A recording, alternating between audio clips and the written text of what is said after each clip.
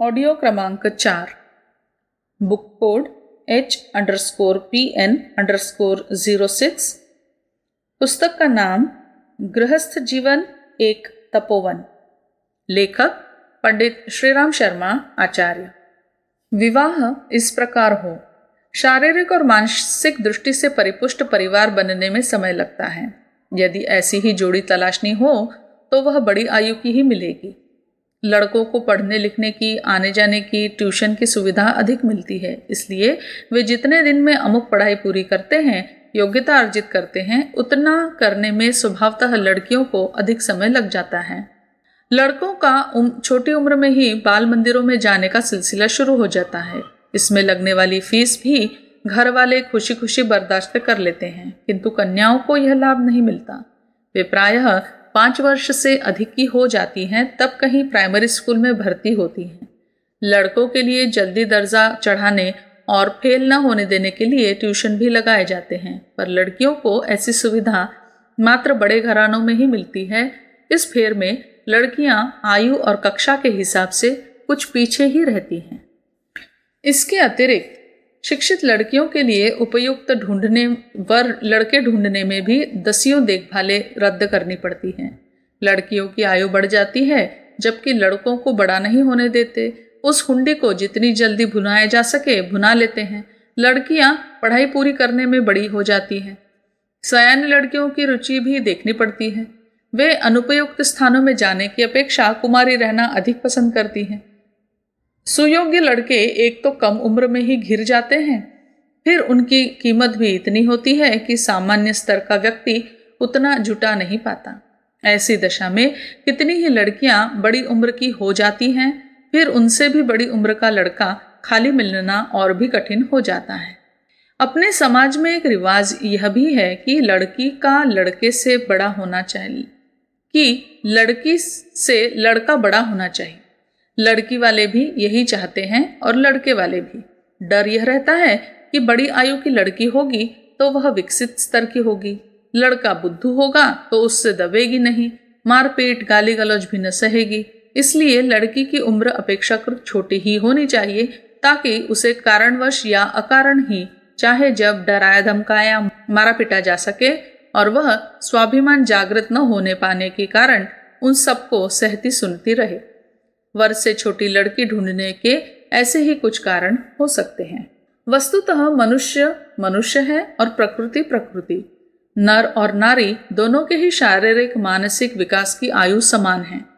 25 वर्ष तक दोनों के शरीर समान रूप से बढ़ते और परिपक्व होते हैं। यह आयु विवाह की मानी जाती है। प्रचलन के अनुसार लड़की लड़के से कम उम्र की पसंद की जाती है, जबकि ऐसा कोई वास्तविक कारण है नहीं। दोनों समान आयु भी हो सकते हैं। यदि छोटे बड़े की बात आवश्यक समझी जाती हो तो यह भी हो सकता है कि लड़की बड़ी हो और लड़का कुछ छोटा हो। कच्ची आयु में तो छोटे बड़े का कुछ कारण समझा भी जा सकता है, किंतु जब दोनों तरुण हो गए तो अंतर देखने की बात समाप्त हुई समझी जानी चाहिए। लड़की बड़ी भी हो सकती है और लड़का कुछ छोटा भी। नेपोलियन की, अब्राहम लिंकन की पत्नियां उनसे कई वर्ष बड़ी थीं। इस्लाम धर्म के संस्थापक हजरत मोहम्मद साहब की धर्मपत्नी फातिमा पति की अपेक्षा 20 से भी अधिक वर्ष बड़ी थी। कृष्ण के बड़े भाई बलराम की पत्नी रेवती उनसे बहुत बड़ी थी। इस अंतर से उनके दाम्पत्य जीवन में किसी प्रकार का व्यवधान नहीं पड़ा। वे लोग सुखपूर्वक अपने गृहस्थ धर्म का निर्वाह करते रहे। यदि लड़की से लड़का कई वर्ष बड़ा हो सकता है तो इसमें क्या हर्ज हो सकता है कि वर से वधु भी कई वर्ष बड़ी हो सकती है। बड़ी आयु की पत्नी घर गृहस्थी को संभालने में, बच्चों को सुविकसित स्थिति में जन्म देने में अधिक सफल हो सकती है। पति के ऊपर भार न रहकर उसे वे अच्छे साथी और सहयोगी की भूमिका निभा सकती हैं। यदि किसी की लड़की बड़ी हो गई और कुछ वर्ष छोटे लड़के से विवाह का सुयोग बनता है तो उसमें पुरातन मान्यता के कारण किसी प्रकार के अड़चन नहीं पड़ने देना चाहिए। वरन सच तो यह है कि जिसे समझदार साथी की जरूरत है उसे अपने से बड़ी आयु की वधु ही तलाश करनी चाहिए। वह विधवा भी हो सकती है। जब विदुर को कुमारी कन्या के साथ विवाह करने का अधिकार है, तो यह क्यों नहीं हो सकता कि विधवा वधू का विवाह कुंवारे वर के साथ हो। इसमें किसी भी दृष्टि से कोई अड़चन नहीं है जिसके कारण ऐसा चयन में कोई बाधा समझी या अटकाई जाए। प्रचलन के अनुसार वधू की आयु तो वर से कुछ कम होने की बात एक मान्यता बनी ही हुई है। अब समझदारी का तकाजा है कि वधू बड़ी हो तो भी वर पक्ष को उससे कोई आपत्ति नहीं करनी चाहिए, क्योंकि वे नफे में ही रहते हैं। इस आधार पर उन्हें शरीर की परिपुष्टता और बुद्धि की परिपक्वता के दोनों ही लाभ अतिरिक्त रूप से मिलते हैं। जिनके सामने कोई बड़े लक्ष्य हैं, समय की कमी तथा मानसिक व्यस्तता है, समाज सेवा जैसे कार्यों में उत्कट लगन है, जो बिना विवाह अपना सीधा साधा जीवन जी सकते हैं, वे अविवाहित रहे तो भी कुछ हर्ज नहीं। कितनी ही बाल विधवाएं अपना जीवन पवित्रता पूर्वक काट लेती हैं। कई साधु ब्रह्मचारी विवाह से पूर्व ही संन्यास ले लेते हैं और अपनी व्रतशीलता निभाए रहते हैं। अतएव विवाह करना अनिवार्य नहीं है। कई बड़ी लड़कियां पिता के न रहने पर स्वयं नौकरी करती और छोटे भाई बहनों को पढ़ा लिखा कर सुयोग्य बनाती देखी गई हैं। विवाह का प्रमुख उद्देश्य काम तृप्ति समझा जाता है। घर बसाना भी। दो साथियों में से एक घर संभाले, दूसरा उपार्जन कर्म में जुटा रहे तो दोनों ही पक्ष अपने अपने हिस्से का काम ठीक तरह निपटाते रह सकते हैं। इन सबसे बढ़कर है दो सच्चे मित्रों का एकजुट होकर जीवन नौका को सहयोग पूर्वक खेकर पार करना।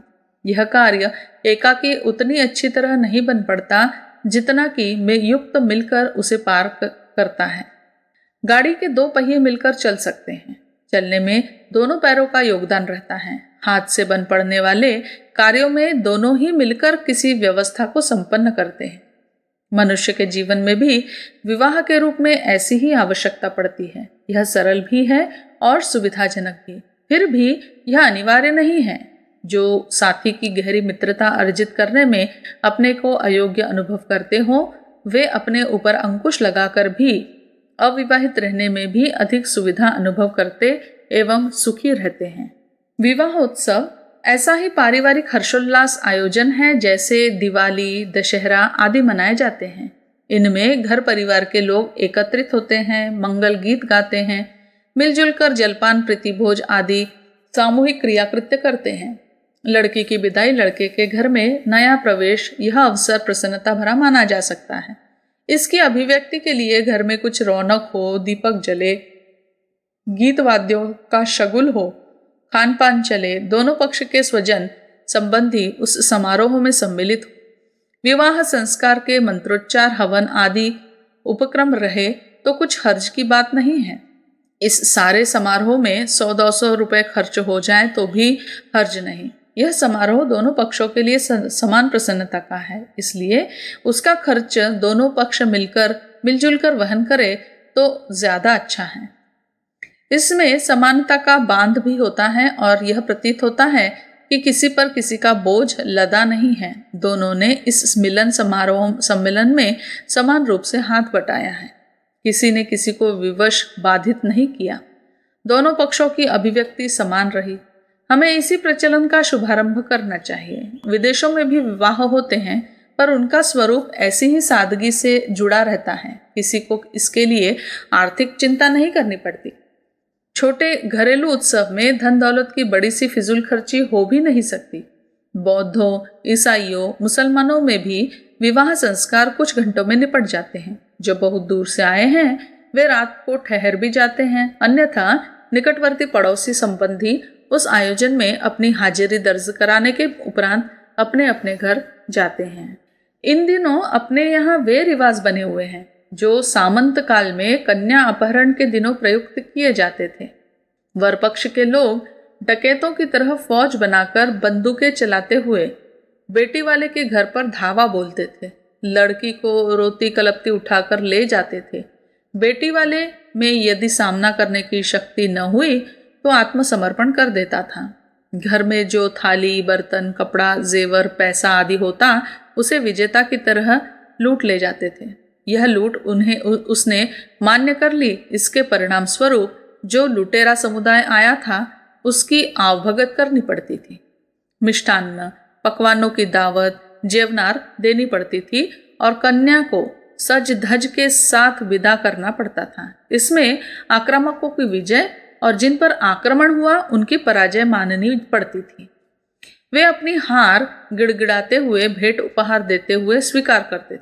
कन्या बलपूर्वक अपहरण हुई मानी जाती थी। उस पर पूरा अधिकार ससुराल वालों का वैसा ही हो जाता था जैसा खरीदे गए पशु पर। उसे दासी की तरह आजीवन इच्छा पर अनिच्छा से विजेताओं के घर उचित अनुचित सेवा करनी पड़ती थी। प्रतिबंध में रहना और आदेश मानना पड़ता था। उसी प्रकार के ध्वंसावशेष अभी तक बने हुए हैं। बारातियों की लंबी चौड़ी सेना की सज धज करनी पड़ती है। तरह तरह की फरमाइशें करते हैं।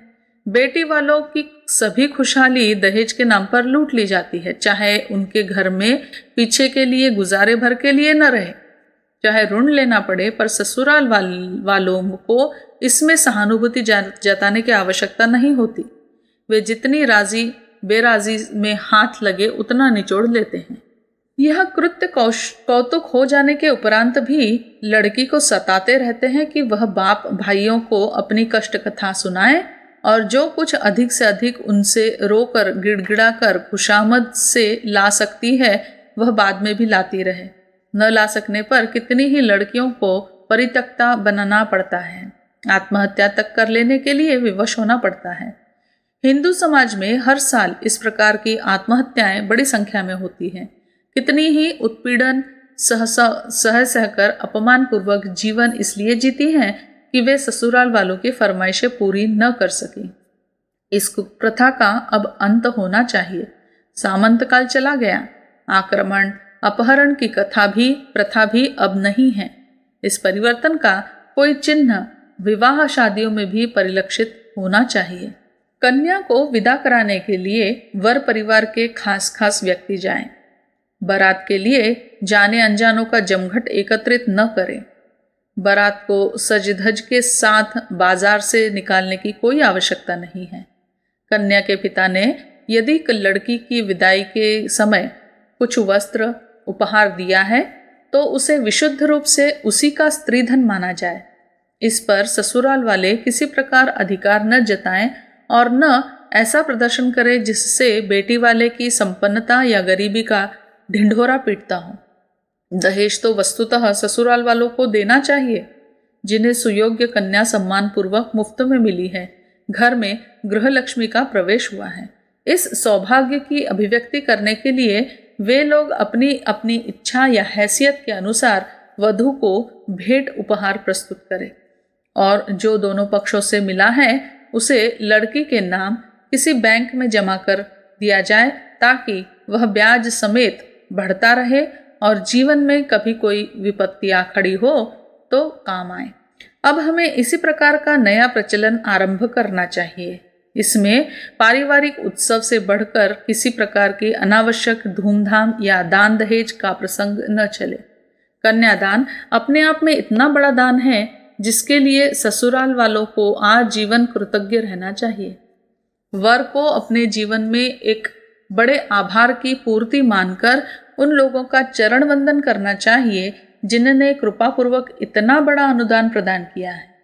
गृहिता को दानी का एहसान मानना चाहिए, न कि उल्टे ऐंठ अकड़ दिखाई जाए और ग्रहण करने में अपना बड़प्पन दिखाते हुए साथ ही और भी कुछ पाने का दावा डाला जाए। अब तक जिस प्रकार भी विवाह होते रहे उस बात को भूल जाना चाहिए। भूल का अनुपयुक्तता का प्रायश्चित्त करना चाहिए। आगे के लिए सुधार किया जाना आवश्यक है। विवाह पूर्ण सादगी के साथ हो, उसका भार कन्या पक्ष पर तो किसी प्रकार पड़ना ही नहीं चाहिए। कुछ खर्च करना भी हो तो बेटे वालों के लिए अनायास ही कन्या पक्ष सह लेता है। उन्हीं को कृतज्ञ एवं विनम्र भी होना चाहिए। विवाहोत्सव धूमधाम से ही करने का मन हो तो गायत्री परिवार के किसी यज्ञ आयोजन में उसे कर लेना चाहिए। शांति कुंज में भी वैसी व्यवस्था है जिससे दोनों पक्ष वहां ठहरकर गायत्री तीर्थ यात्रा का आनंद भी ले और विवाह भी विधिपूर्वक करने के उपरांत अपने अपने घर लौट जाएं। यहाँ देन दहेज या वस्तु प्रदर्शन का कोई अड़ंगा खड़ा नहीं करने दिया जाता।